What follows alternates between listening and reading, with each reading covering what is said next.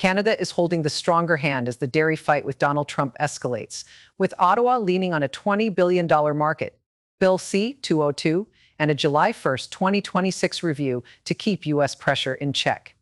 The dispute is not just about milk and cheese. It is about who sets the terms in a trade relationship where Washington is trying to force access and Canada is signaling the line is already drawn. Trump's latest push has revived one of the oldest friction points in North American trade: dairy access. For years, U.S. officials have argued that Canada's supply management system limits competition and keeps American producers out of a market valued at about $20 billion annually, according to industry estimates. But in Ottawa, the response has been blunt. The rules are not being rewritten on Trump's timetable. Bill C-202 is now part of that wall. The legislation is designed to protect Canada's dairy sector from foreign concessions, and it gives Carney's government a political and legal shield as the White House turns up the heat. That matters because Trump's strategy depends on leverage, while Canada's strategy depends on control of the process, the timeline, and the vote count. The next major checkpoint is July 1, 2026, when the system is scheduled for review. That date is now effectively the center of gravity in the fight because it gives Canada a built-in deadline and denies Trump the instant win he wants. In other words, Washington can shout, threaten, and posture all it wants, but Ottawa still owns the calendar. What makes this showdown awkward for Trump is that his pressure campaign is running into a structure that was built for exactly this kind of fight. Canada's dairy framework has survived earlier trade battles, and it is backed by domestic political consensus that does not move easily under foreign attack. So while Trump frames the issue as market access, Canada is treating it as sovereignty, and that is a very different game. Carney has kept the message tight. No backdoor deal, no rushed concession, no opening for a last-minute Trump win. The government's position is that Canada will defend the sector until the formal review window arrives, and that the line is closed. Canada's dairy system is built to keep the market tight, and that is exactly why Trump's push for wider U.S. access looks bigger on paper than it does in practice. The system uses supply management, import controls, and tariff rate quotas to match production with domestic demand, which limits sudden swings and keeps Canadian processors from being swamped by foreign supply. At the center of that structure is Quebec, which dominates much of the country's dairy production and political weight. The province's farms, processors, and rural communities give the sector a strong base of support. And that makes any concession to Washington a domestic fight, not just a trade one. In other words, Ottawa is not dealing with a loose industry. It is dealing with a bloc that knows how to vote, lobby, and hold the line. That matters because U.S. officials often point to Canada's market as if size alone equals access.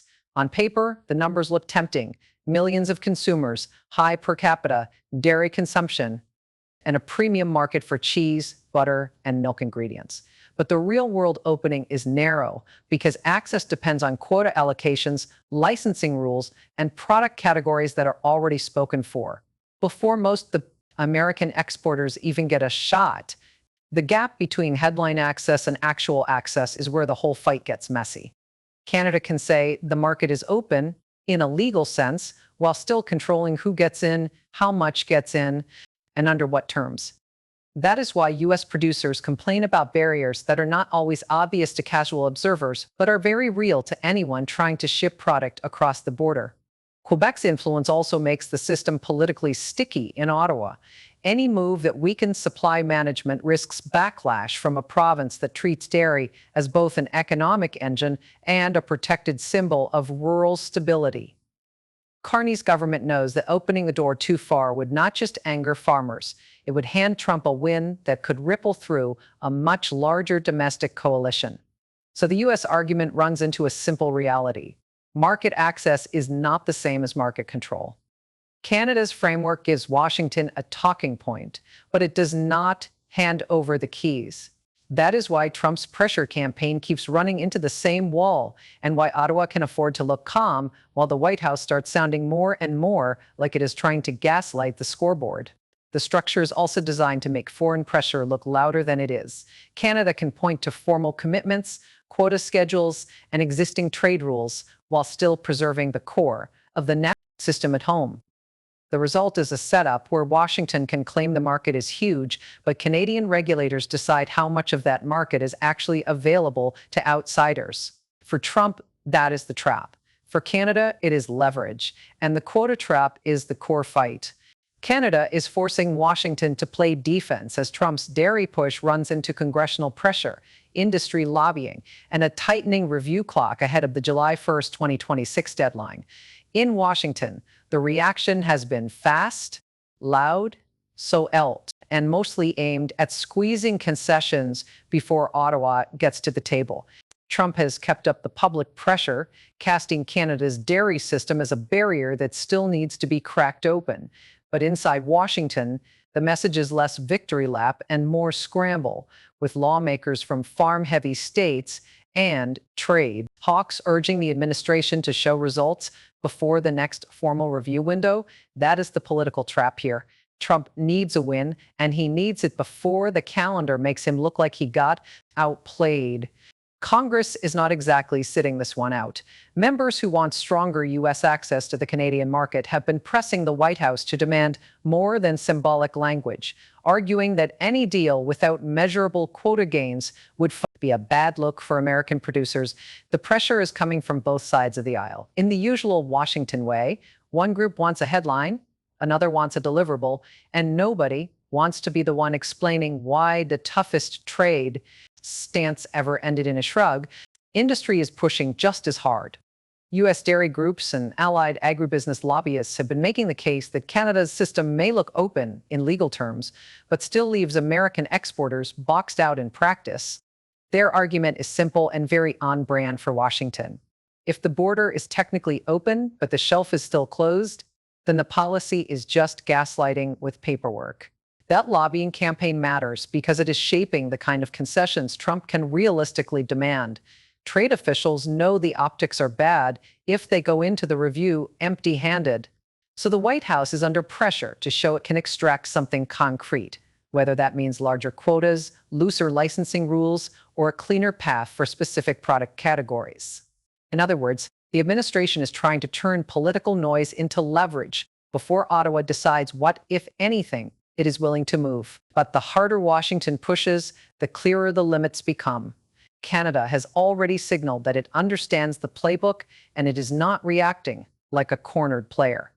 Ottawa is treating the review as a process, not a panic button, which means Trump's demands are landing in a system designed to absorb pressure without giving up the core structure. That is why the current fight looks less like a negotiation and more like a test of patience. Washington wants visible movement now, congressional allies want proof, and industry wants access that can be counted, shipped, and sold. Canada, meanwhile, has spent years building a framework that can hear the noise, acknowledge the complaint, and still keep the gate exactly where it is. But Ottawa has already locked the door. Canada just put a legal wall in front of any last-minute U.S. dairy deal. And Mark Carney is now using Bill C-202 as the shield that makes Trump's pressure campaign run straight into Canadian law. The bill, which locks in protection for supply management, means even a small concession on dairy quotas or market access could require Ottawa to reopen domestic rules first, not just sign off in a trade room. That is the trap Washington is walking into. U.S. negotiators can ask for more access, looser quota terms, or a cleaner path for American exports.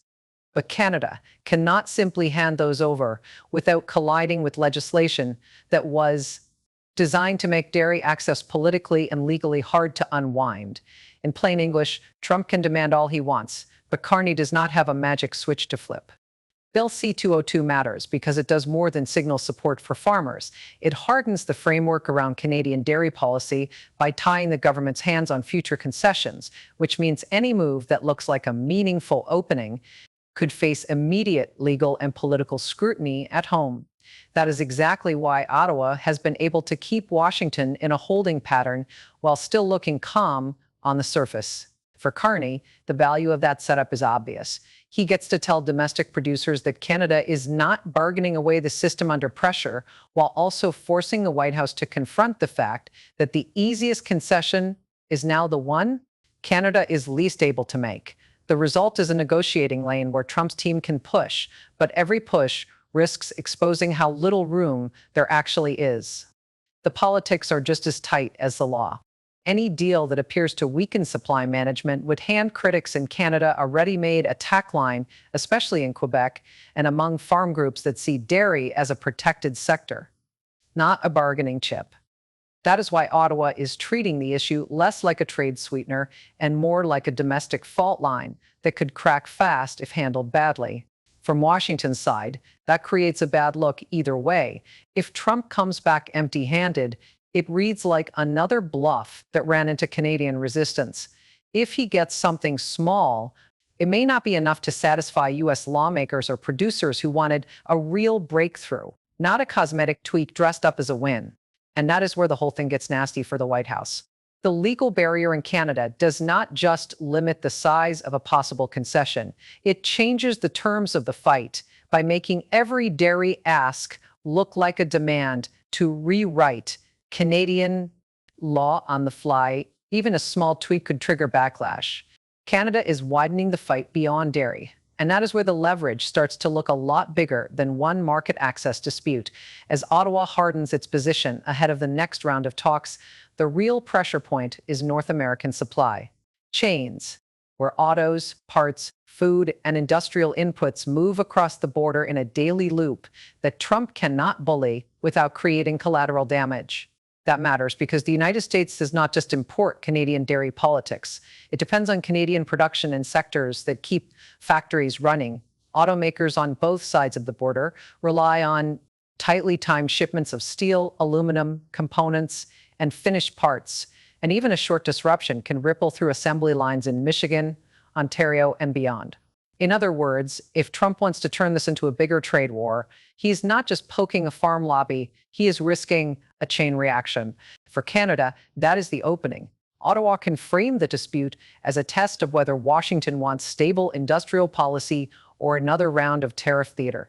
And that is a very different game. The more Trump escalates, the more he exposes U.S. manufacturers, dealers, and workers to higher costs and slower deliveries, while Canada gets to look like the side defending predictability, not chaos. The auto sector is especially sensitive because it is built on cross-border integration, not patriotic slogans. A vehicle assembled in North America may cross the border multiple times before it hits a showroom, which means any tariff threat, customs delay, or regulatory retaliation can hit margins fast.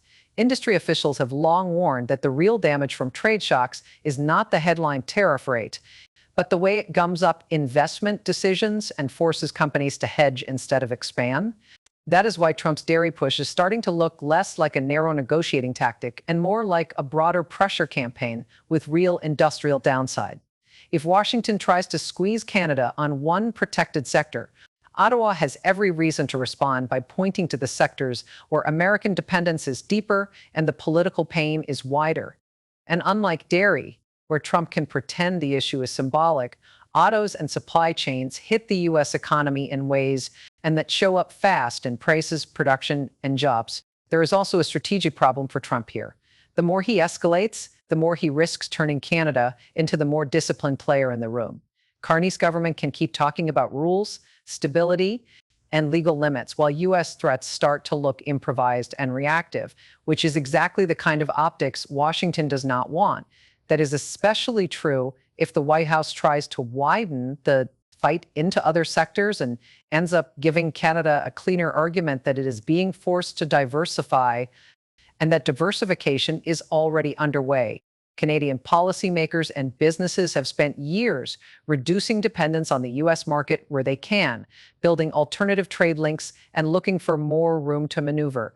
If Washington becomes less predictable, the message is simple. If Trump wants to keep turning up the heat, Canada is not standing still. Canada is already diversifying away.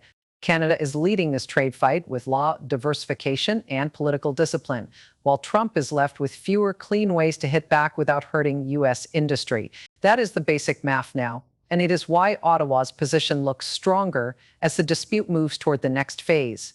Carney's government has already turned the argument into a legal and institutional problem for Washington, not just a political one.